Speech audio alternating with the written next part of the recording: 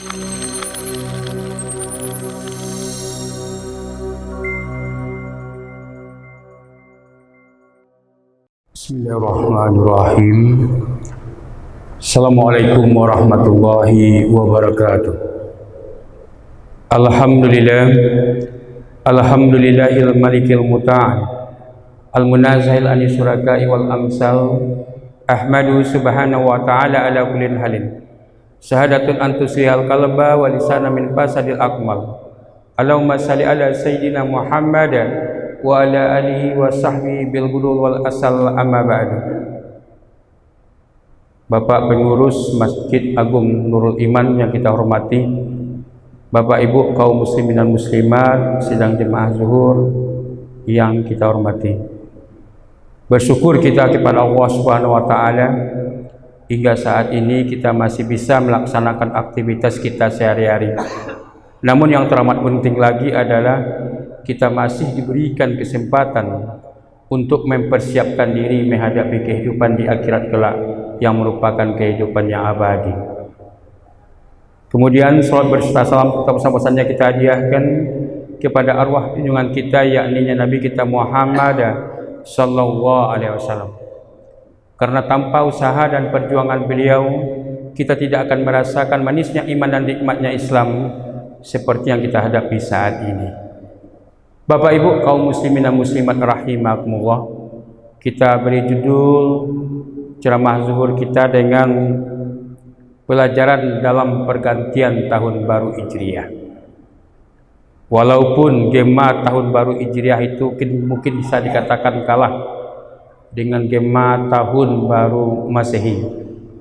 Jangankan dengan pergantian tahun baru Masehi, dengan peringatan 17 Agustusan itu kalah persiapannya dengan tahun baru Islam. Coba kita perhatikan saat ini bagaimana persiapan peringatan 17 Agustusan. Belum berakhir bulan Juli sudah dipersiapkan secara matang berbagai acara untuk 17 Agustusan. Coba kita bandingkan dengan peringatan tahun baru Islam. Mungkin tidak seperti itu persiapannya. Terlepas dari itu semua akan kita kaji di momen yang singkat ini, yaitunya apa saja pelajaran penting dari pergantian tahun baru Hijriah. Bapak Ibu kaum muslimin dan muslimat rahimakumullah.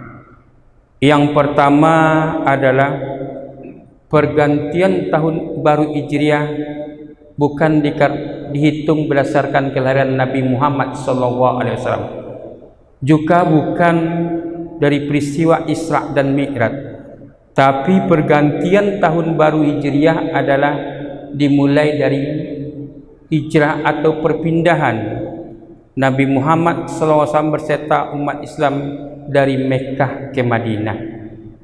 Sejak saat itulah dihitung tahun baru Hijriah.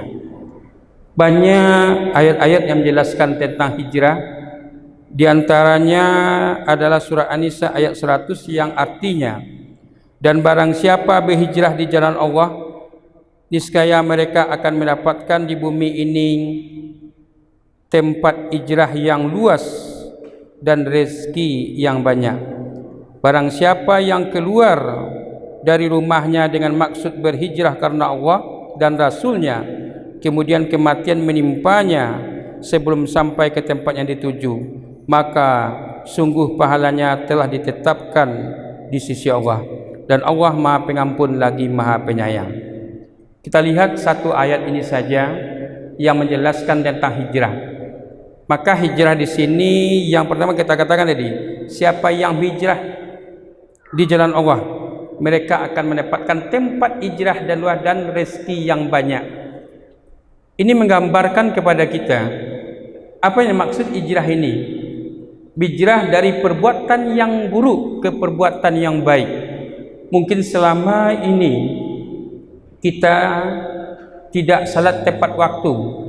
Dengan pergantian tahun baru Hijriah ini, kita hijrah salat tepat waktu. Selama ini kita jarang untuk salat berjamaah. Dengan pergantian tahun baru Hijrah ini, tekadkan pada diri kita untuk salat berjamaah. Selama ini ketika azan berkumandang kita masih asik bercengkrama, kita masih asik bercerita, kita masih sibuk dengan pekerjaan kita. Dengan pergantian tahun baru Hijriah ini, kita hijrah, tinggalkan segala aktivitas ketika azan dikumandangkan, tinggalkan pekerjaan untuk menghormati azan. Inilah kita maksudkan dengan hijrah.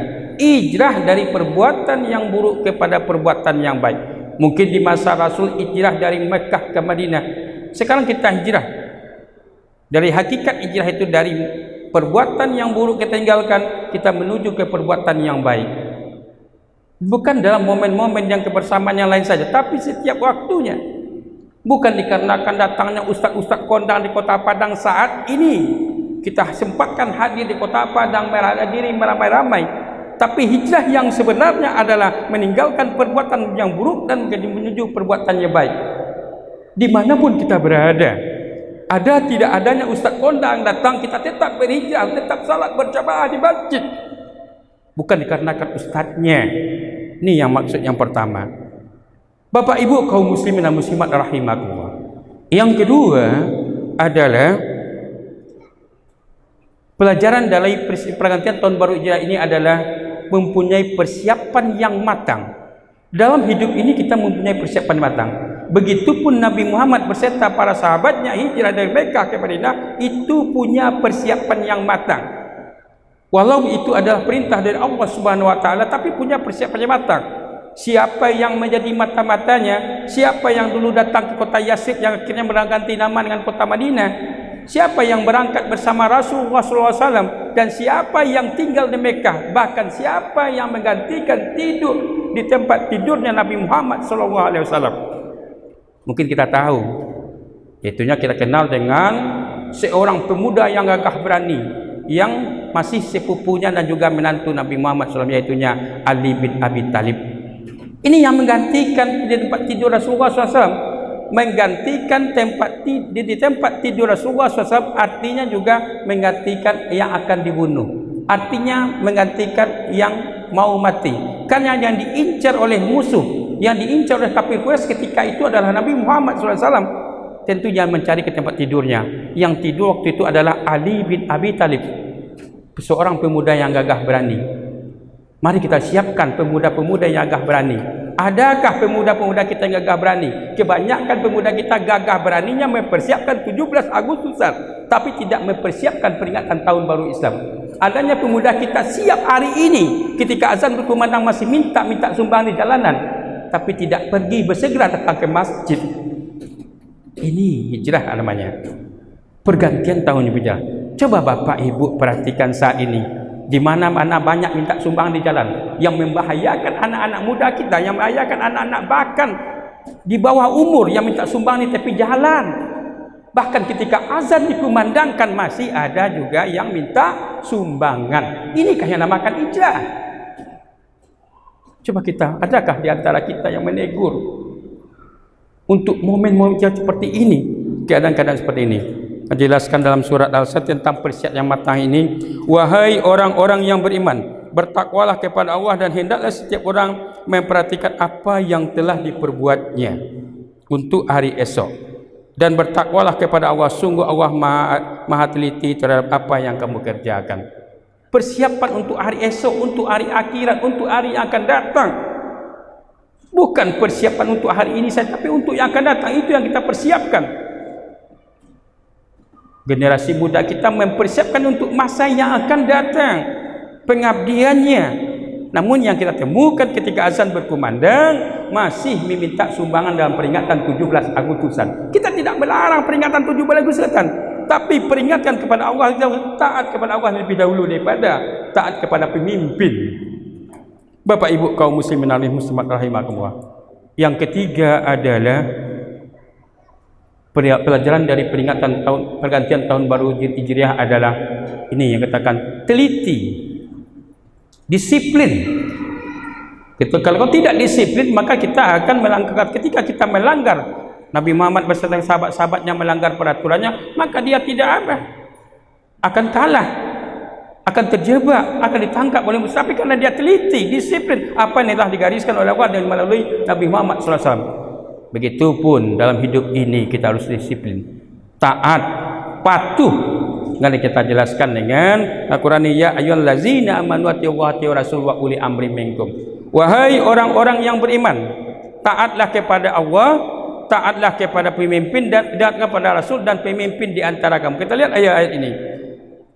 Ayat-ayat taat kepada pemimpin itu didahului dengan kata ati kepada Allah, itu kata atiu. Ya ayyuhallazina amanu atiiullah. Wahai orang-orang yang beriman, taatlah kepada Allah. Wa atiur rasul. Taatlah kepada rasul. Jadi taat kepada Allah, taat kepada rasul didahului dengan kata-kata atiu. Apakah ada kata atiu kepada pemimpin? Tidak. Wa uli amri minkum, dan pemimpin di antara kamu. Pemimpin tidak ada kata atiu. Berarti di sini kepatuhan kepada Allah, taatan kepada Allah, ketaatan kepada Rasul adalah mutlak, tidak bisa ditawar-tawar. Maka dahulukan ketaatan kepada Allah. Ketika azan dikumandangkan, hentikan sejenak pekerjaan, segera datang ke masjid, atau hentikan sejenak pekerjaan untuk bersiap-siap untuk melakukan salat.